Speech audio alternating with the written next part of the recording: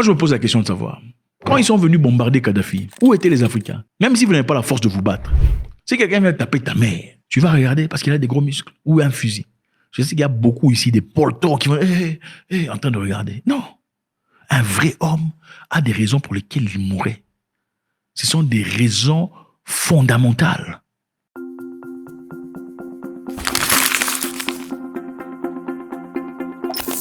Le Danemark va fermer ses ambassades au Mali et au Burkina Faso dans les jours qui suivent. Évidemment, on vient de l'annoncer, c'est officiel, le Danemark va quitter ces pays. Parce que d'après eux, le Mali et le Burkina Faso se comportent de manière inappropriée. D'après eux, vis-à-vis d'eux. Vous avez certainement déjà entendu parler de diviser pour mieux régner, n'est-ce pas? C'est une stratégie qui a fonctionné magnifiquement en Afrique. Diviser pour mieux régner. C'est comme ça qu'ils ont fabriqué les pays de toutes pièces. Des idioties qui n'existaient pas avant 1885. On a subitement jeté votre arrière-grand-père dans une boîte qu'on a appelée Cameroun, l'autre boîte qu'on a appelée Kenya, l'autre boîte qu'on a appelée Égypte. Enfin, l'Égypte existait, mais c'était pas un pays comme ça, c'était pas tracé comme ça. Une boîte qu'on a appelée Rwanda, Burundi, Ouganda, Botswana. Et on te dit, toi, désormais, occupe-toi seulement des sujets qui concernent le petit Gabon. Ce qui au Cameroun ne te regarde pas, ferme ta bouche. Ce qui se passe au Nigeria, c'est pas ton problème. Toi, occupe-toi seulement de la petite boîte qui s'appelle le Togo. Pour le reste, ça ne te regarde pas. Reste là au Togo. Et toi, tu te dis, je suis Togolais fier. Oh, moi, je suis Gabonais fier. Oh, moi, je suis Nigérien fier. Non, tu n'es pas Nigérian, ni Togolais, ni Gabonais. Tu es ton clan. C'est quoi le clan de ton père? C'est ça, ton appartenance. Tu as probablement, il y a beaucoup parmi vous qui avez des cousins dans des pays étrangers, dans des pays voisins.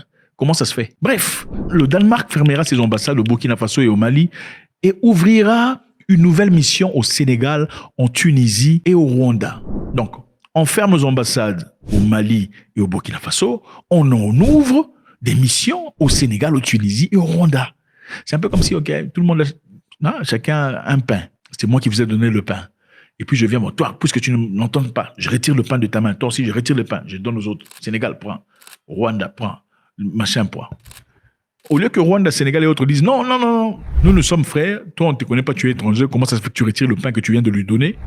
Et refuser, ils disent non, il n'y a pas de souci, venez. C'est la même stratégie qu'on a utilisée depuis très longtemps. Alors, ceci se fait dans le cadre d'une nouvelle stratégie pour l'Afrique. Une nouvelle stratégie.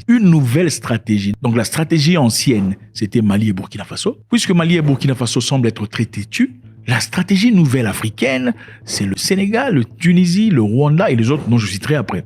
Vous voyez un peu comment ça va. En raison de coups d'État militaires qui ont considérablement limité la marge d'action dans les régions du Sahel, les ambassades du Burkina Faso et du Mali seront fermées. Les ambassades, manifestement, danoises.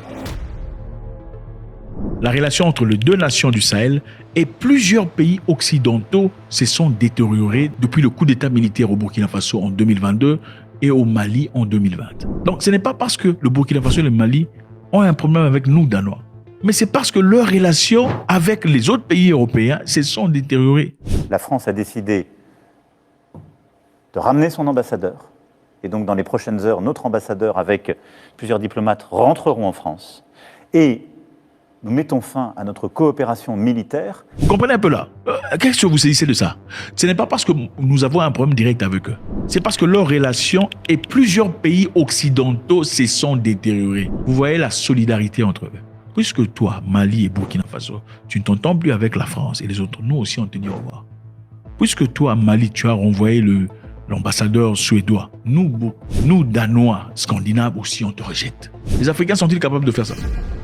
Chacun voit son intérêt. Oh non, c'est toi qui vas résoudre les problèmes du monde. C'est toujours comme ça. Vous vivez dans un gouvernement sadique. Mais est-ce que nous on mange, c'est notre pouvoir, pendant que les gens souffrent? Zéro solidarité, même entre vous. Mais voilà ce que l'Européen vous apprend. Puisque votre relation avec eux ne fonctionne pour nous aussi, on dit au revoir, on ne peut plus dealer avec vous. On commence un nouveau programme. Un nouveau programme stratégique avec d'autres personnes. On continue la liste. Le Danemark a déclaré que la Tunisie est pour lui un partenaire important en Afrique du Nord. À part la Tunisie, il y a l'Afrique du Sud, le Kenya, l'Égypte et le Nigeria qui deviendront des pôles régionaux, c'est-à-dire des grands hubs d'influence danois, avec une plus grande couverture de développement dans leurs régions respectives. En d'autres termes, c'est-à-dire, nous, Danois, pour vous montrer à vous les Maliens et les Burkinabés que vous n'êtes rien, on se retire de vous, mais l'investissement qu'on aurait pu placer chez vous, on va placer ça au Sénégal, au Rwanda, au Nigeria, à l'Égypte et ailleurs. Pas vous, puisque vous vous comportez plus comme des petits esclaves. C'est fini, vous ne mangerez pas des framboises. Allez manger les maniocs, c'est ça. Donc l'élévation de statut d'ambassade au rang de pôle régional implique une coopération renforcée avec les pays pour lesquels l'ambassade est accréditée. Donc ces nouveaux pays vont recevoir beaucoup plus d'avantages qui sont retirés aux Maliens, au Burkinabé. Les pôles régionaux, des mesures seront également prises pour renforcer l'ambassade du Ghana. Donc on a aussi rajouté le Ghana. Donc on va donner au Ghana, on va donner au Sénégal, on donnera au Rwanda, au Nigeria, à l'Égypte, à la Tunisie, mais pas vous. Vous allez souffrir. C'est ce qu'on est en train de dire là. Le ministre danois des Affaires étrangères, Rasmussen, a en outre déclaré qu'il avait un intérêt évident à ce que les pays africains se tournent vers l'Europe alors qu'ils tracent la voie de leur avenir. Son intérêt, c'est les pays africains qui se tournent vers l'Europe pendant qu'ils tracent la voie de leur avenir. Donc si vous ne regardez pas vers l'Europe, ce n'est pas vous. Vous voyez cette solidarité. Si vous ne regardez pas vers l'Europe, ce n'est pas vous. On coupe tout ce qu'il y a comme don, tout ce qu'il y a comme ambassade, il n'y aura pas. Si vous avez besoin de visa, là, depuis le Mali, il faut maintenant vous prendre l'avion jusqu'au Nigeria ou ailleurs pour aller chercher un visa. Et on rendra les visas faciles pour les Nigériens, les Égyptiens, tous les autres là qui vont maintenant bénéficier. Les Sénégalais auront des visas faciles. C'est pour vous punir. Ce n'est pas parce qu'on aime les Sénégalais. Mais c'est bon, puisque vous avez fait de la sorte, votre comportement est incontrôlable à l'égard de la France. Vous avez rejeté l'ambassadeur suédois. Maintenant, on va vous punir. C'est une forme de punition. Il dit, nous devons démontrer que nous offrons une alternative attrayante à l'influence croissante de la Chine et de la Russie. C'est ça leur adversaire. Okay? Nous y parviendrons en augmentant les investissements en Afrique et en ajoutant les échanges commerciaux entre entreprises africaines, en cultivant la compréhension mutuelle et en veillant à ce que davantage d'Africains puissent venir étudier au Danemark. Donc, désormais, vous aurez des visas faciles. Comme on vous le refusait depuis trop longtemps, maintenant, les petits poussins, puisque vous êtes dociles, vous aurez des visas faciles au Danemark. Moi, je me pose la question de savoir, quand ils sont venus bombarder Kadhafi, où étaient les Africains? Même si vous n'avez pas la force de vous battre. Si quelqu'un vient taper ta mère, tu vas regarder parce qu'il a des gros muscles ou un fusil. Je sais qu'il y a beaucoup ici des poltons qui vont en train de regarder. Non. Un vrai homme a des raisons pour lesquelles il mourrait. Ce sont des raisons fondamentales. Aucun pays africain n'a ouvert la bouche pour dire non, vous ne pouvez pas venir dans notre continent pour liquider quelqu'un, même si vous êtes fort. Où était l'Union africaine? Regardez ces gens, comment ils font. Quand on a bombardé le Mali ici récemment, on a fait cette attaque. Où étaient les Africains pour se lever, se fâcher et se léguer en communion? Toujours absents. Regarde la leçon. Le Danemark dit, puisque vous et certains pays européens vous entendez pas, nous aussi on vous dit au revoir. Et on ne vous dit pas seulement au revoir, on va donner des choses à d'autres pays qui sont plus ou moins dociles ou plus ou moins coopérants selon notre logiciel. Comme ça, vous allez souffrir. Si ce n'est pas souffrir, au moins vous n'aurez pas ces intérêts que eux ont. Facilité de visa. Vous allez avoir des visas. Visa pour le Danemark. Et le Danemark, c'est un vrai mbengue. Ce n'est pas comme la France.